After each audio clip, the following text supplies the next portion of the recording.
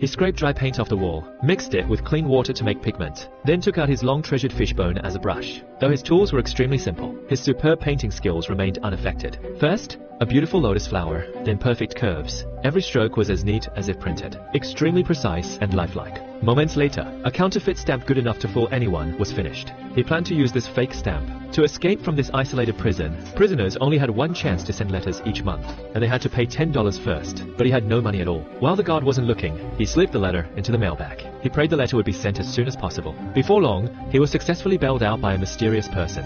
After regaining freedom, the mysterious man recruited him to form a counterfeiting gang, planning to make a fortune with his skills. As a top painter, with just a single brush, he could paint perfect portraits and precisely copy every pattern and detail on the US dollar. He pieced the fragments together to make a realistic US bill plate, but that was only the first step. He and his partner still needed to replicate the watermark that came with real money when printed. The leader came up with a plan. First, make the watermark on a single sheet. Sandwich it between two other sheets. Then press the three into one. The final result was identical to a real US bill. After improving for some time, they finally finished the perfect plate. But even after all steps were done, they still faced the most difficult problem. The special ink used exclusively for printing money. Production qualifications for this ink required strict approval from central banks and finance ministries worldwide. Ordinary people could not buy it. One day, the leader learned that the Canadian Central Bank was going to transport color-shifting ink. The group immediately headed for Canada, planning to rob the convoy. However, during the robbery, the man was spotted by a Canadian police officer. After stealing the color-shifting ink, the group began mass-producing counterfeit bills.